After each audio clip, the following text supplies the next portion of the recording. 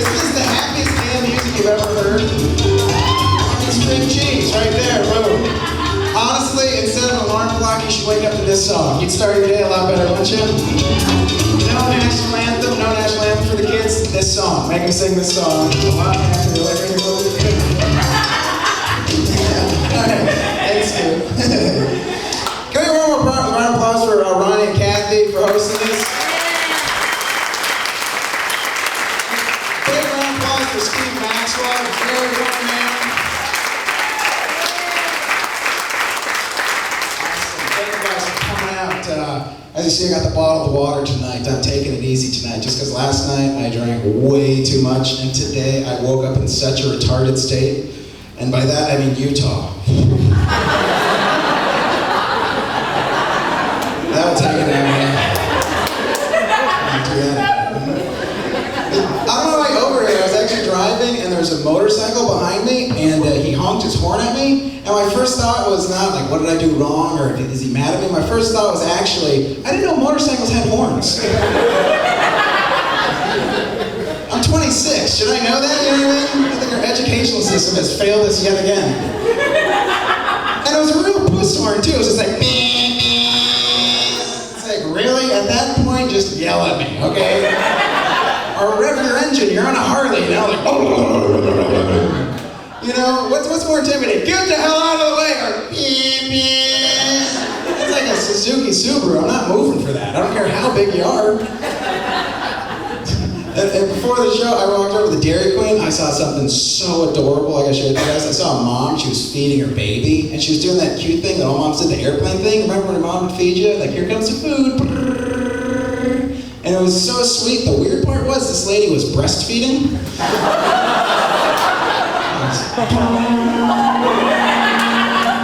She had Goodyear tattooed on her boob. That was weird. Actually licked her boob on the corner of the table and exploded.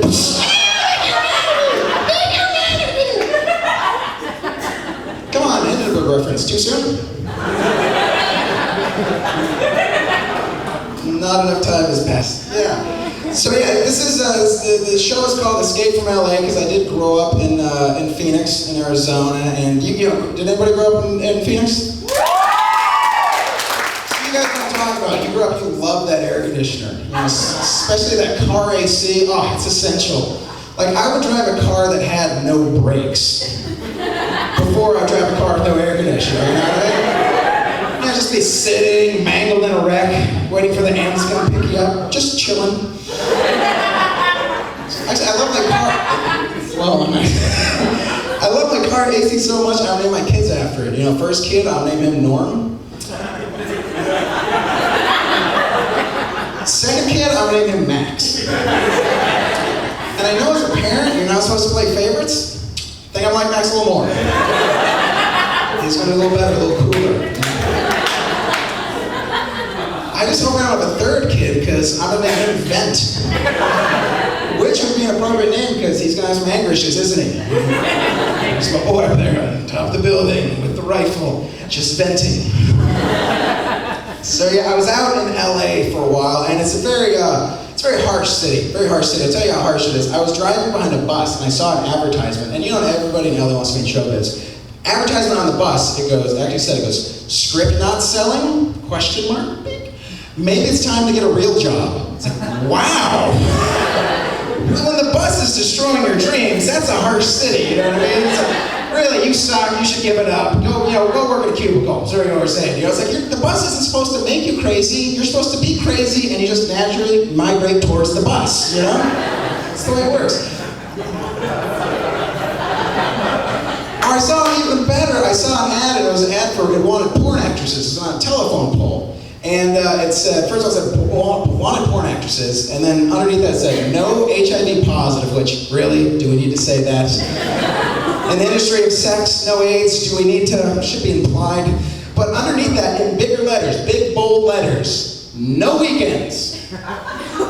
Like, that's what was stopping the girls. You know what I mean? Like, getting reamed by 12 guys on film, not a problem. But, you know, weekends, you know, Saturdays are for me, Sundays are for the Lord, okay?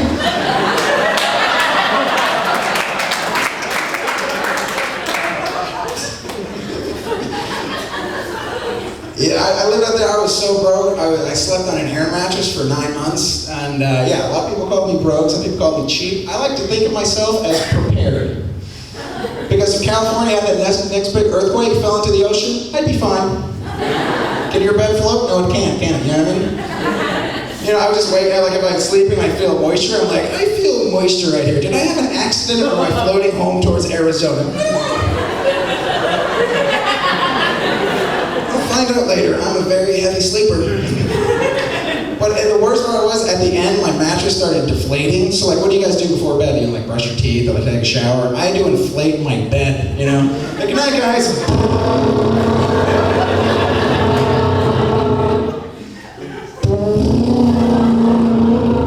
So every day I would wake up, it would be deflated where I was sleeping, and I was trying to reason, like, I am not poor, I'm not sleeping on the floor. There is this much plastic between me and I am good. And it would only deflate where I was laying, and like the other part would poof up around me, so I felt like a hot dog every time I'd wake up,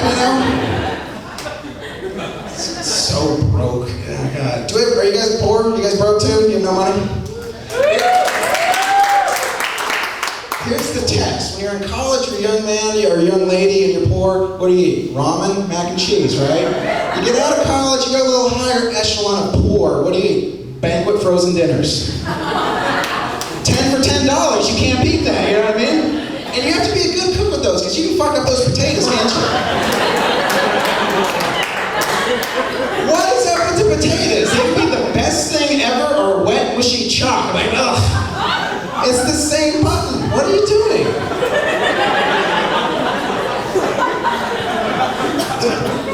People not laughing at money. What is he talking about? Please, Kevlar. Say, I was living in LA, and if you're ever in LA, you gotta go visit the Getty Art Museum. It's just a beautiful museum. It's a great paintings, really fabulous stuff. And you gotta go to the gift shop. I walked into the gift shop, I picked up a beautiful copy, DVD copy of Weekend at Bernie's 2. Oh, it's great. I picked up a shirt that said "No Fat Chicks," and then a beer cozy that said "Guys who go to the Getty all the pussy." You think they'd be more high class, you know what I mean? Doing it a different way. Well, actually, while I was in the museum, I had to go to the bathroom. I was at the urinal. I'm not sure about you guys, but whenever I go to the urinal, I get bored, so I like to see if I can spit on my stream. Anybody else? One guy. Thank you, sir. Thank you for your support. I don't do that, freak. No, I do that. Ladies, you probably can't relate to this because it would be very ballet involved if you don't have the training. But if you don't do it, guys, I highly recommend it because it's a great drunk test. Because I found out when I'm a little bit buzzed, I only hit my stream 1 out of every 3 times. And when I get really hammered, I start spitting on other guys' streams. You see me drinking later, look out, okay? Heads up. Well, I went with one of my comic buddies to the museum, and we're walking by this sculpture, and there's a couple there, a guy and a girl, and all I hear as I'm walking by is this guy talking to his girl in a really pompous voice, and he goes, "See, honey, what you're not understanding about this sculpture is what you're not getting." And I turn my phone, I'm like, oh my God, I can't believe what an ass this guy's being. You know, can you believe what he's saying to his girl? And he's like, I know, he's trying to explain something complicated to a woman. I need better friends over there, you know? So, but he was wearing a new shirt, you know, and I was like, where'd you get that shirt from? He's like, oh, it's a new store, it's called Casual Male XL. I'm like, Casual Male XL, huh? Do you mean by chance a big fat guy? Is that what you mean? Do you really mean big fat guy? Come on, people, let's drop the guard. Let's let it down, okay? These are jokes, they can't hurt you. Let's tear down that wall. You're gonna have more fun if you come with me, trust me, okay? Let's go, let's do this. They're just jokes, all right? Oh, actually, I was in LA. This is another example of LA. I was at this pool party, right? And it was Memorial Day weekend, and I was wearing a shirt, it was like a white shirt. It was a little tighter than this, not like my gay Tin Man, whatever I'm doing here.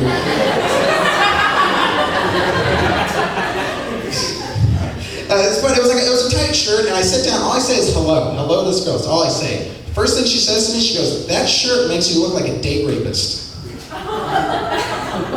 Ladies, is this proper etiquette here? Is this, you know, I'm like, I I don't take you on dates.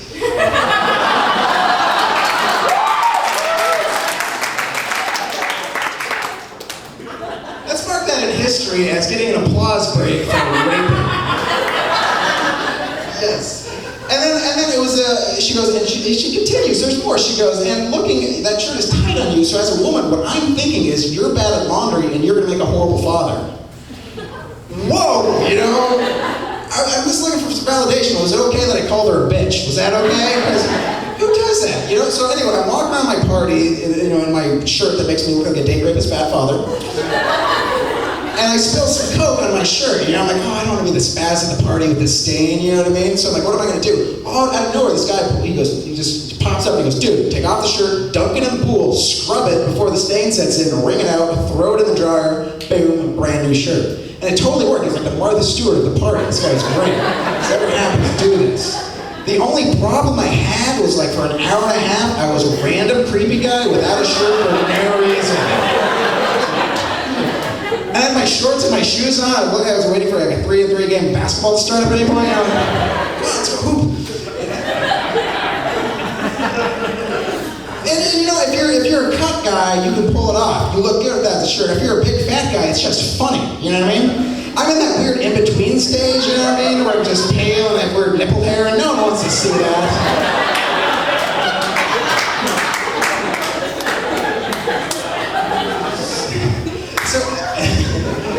So I leave the party, actually meet a nice girl, and I go to hug her because I'm trying to get more physically affectionate because I haven't been. I'm like trying to do the hug. I actually screwed up the hug because when I pulled back, her hair was in my mouth. Have you ever done that? Have you ever been so socially retarded you screw up a hug? You know what I mean? And it's gross for me because I have hair in my mouth. It's disgusting for her because she has spit all over her hair now. You know, I'm guessing, ladies, it's gross enough when we sniff you, let alone try to taste you. So I've never been very good with females. It started way, way back in grade school. Like in grade school, this girl started playing footsies with me. She gave me athlete's foot. It burned every time I walked to pee.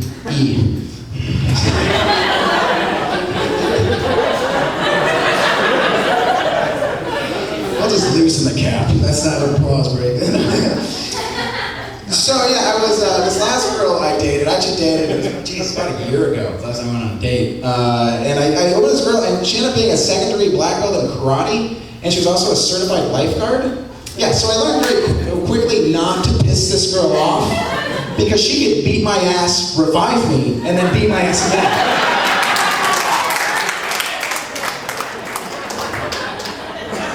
So anyway, it was our first date, and I showed up with pizza and wine, because I'm class like that. The wine was in a box.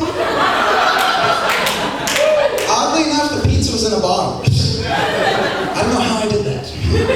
But anyway, my idea was I was 25 at the time, and I took her miniature golfing. And yeah, some people call that sweet, some people call it pathetic. Whatever, we're moving on, okay? We're dealing with it. So I showed up, I was really trying to impress this girl, so I brought my own caddy. What club should I go with here? I'd go with the putter. I said the last 17 times, why did I bring you? But anyway, I ended up beating her because I didn't want to lose to a girl, basically. It came down to it. And she was drunk. She was drunk from the wine. She was just falling over. It was so straight. Some guys, they get a woman drunk so they take advantage of her. Me, I get a woman drunk so I can beat her at pop-pop. Different. So anyway, we're driving home from the date, and I was like, so what are you doing tomorrow? You know, in conversation. He goes, actually, tomorrow I'm getting baptized for the first time.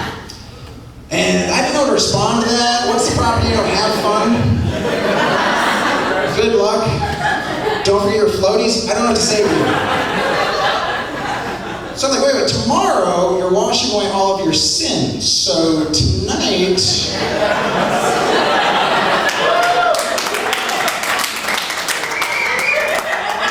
How about we sin? How'd that be? You know? And if you've never been baptized before, you gotta practice. Let's get in the bathtub. Let's go. Who's the other girl? She's the spotter. Get in. Let's go.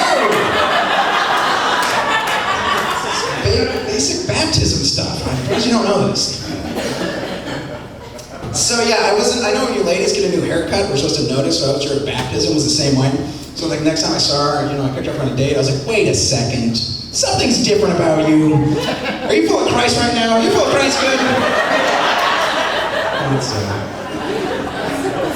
that new highlights in your hair? It's a halo. Okay then. And it was our third date, and I still hadn't kissed her yet because I used to have low self-esteem and not sure she wanted it. So, but I actually had an idea. I was like, I'm gonna kiss her on the third date, but it ended up being an afternoon date, which didn't work well for me because it's bright out. She can see me clearly. There's no alcohol, so she's thinking clearly. Every guy in here knows bad news right there. But here's my plan. I actually had a plan. I was like, what I planned was I'll take her on a paddleboat ride at Tempe Town Lakes. You know what I mean? So I figured when I made my move, she couldn't go anywhere. So I was around the paddleboat, and I went in to go make my move. I was like, hey, how's it going? Was it my move? Is that what it was? Is that what's, I needed a move. Okay. But I went to go in to try to kiss her, and it was funny because she just started pedaling frantically. And it was just adorable because we're just going in circles, you know what I mean? I'm like, I'll be right here when you're done. You're just tiring yourself out, making it easier for me to take advantage of you later. That's all you're doing. And then I found out she was a triathlete, so she just swam away. So I'm like, boo that. I think the problem is I never know when to make a move on a lady. I just don't. I can't read her signs. And I know what every woman here is thinking. They're like, well, you're an idiot. We give the signs all the time. They're so clear. What are the signs I've heard? I've heard if we're laughing or smiling, go ahead and make a move. I've seen you laugh and smile. Do you want to make out?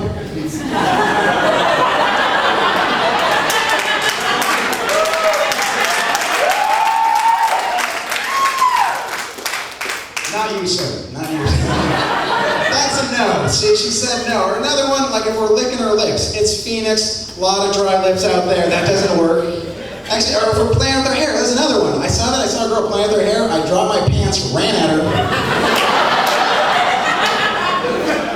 All I got was skin knee and probation, okay? I think, you know, like in animals, they change colors like birds will change plumage. You women need to do this, okay? You know, like your face should be like a traffic light, you know what I mean? Your face turns green, yes, make out with me. Yellow, not so much. Red, get the hell away, ew. I mean, it kind of works because when you're mad at us, your face turns red, so I get the idea. So anyway, I went to show up on the fourth date to pick up Kristen, and her face was actually green, so I was like, oh, here's my chance to make out with her. I went in to kiss her, she threw up on me. I don't know what that means, you know? So last time I saw her, her face was just orange and said, men at work. She's cheating on me.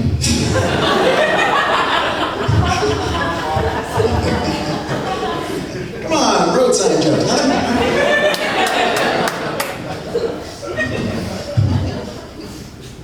Yeah, so I've been doing a lot of traveling. I got to go to New Mexico. And I have an idea. I think we should rename New Mexico. We should call it New and Improved Mexico. Because it's just better, you know? People speak English. They have laws there. Like no donkey shows after 7 p.m. on a Sunday within 500 feet of a donkey. It's all done in the mind. I did get to fly to Vegas. You guys have been to Vegas, right? Everybody here's been to Vegas, right? Yes? I flew from Phoenix to Vegas. Took me 5.5 hours to get there. Would have been quicker to drive, okay? I had a layover in Salt Lake City. I wish I was making this up, okay? Expedia sucks, that's all I'm saying, okay? Don't use Expedia. Could there be 2 more different cities possibly than Vegas or Salt Lake City? You know what I mean? Like, if you've never been to Salt Lake City Airport, different than any other airport in the country, because as we're landing, the pilot got in the PA system and told everyone to extinguish all caffeinated beverages. Everybody, please extinguish all caffeinated beverages at this time, except for Pepsi products, because we own it. Ka-chink! And so we're sitting there on the plane in Salt Lake City, and there's an empty chair in my row, and an Arab guy gets on the plane. I don't know what an Arab was doing in Salt Lake City. They're like, you're pretty lost, aren't you? But anyway, the guy in my row just starts freaking out. He sees the Arab guy, he's like, oh God, please not the Arab guy. Please don't let the Arab guy sit to me. Anybody, please not him. And then following him was a clean-cut white kid in a suit carrying the Book of Mormon. He was like, please not the Mormon, give me anybody instead. I would rather have the Arab. Give me the Arab instead, please. Rather have my life challenged than my faith, that's what he said.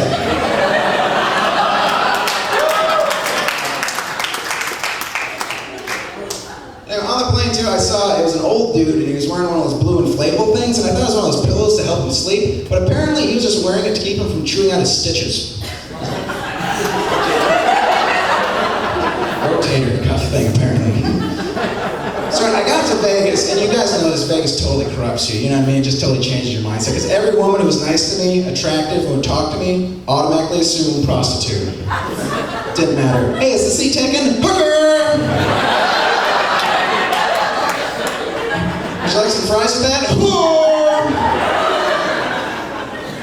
Would you like to go up your room and have fun for $500? Nice lady!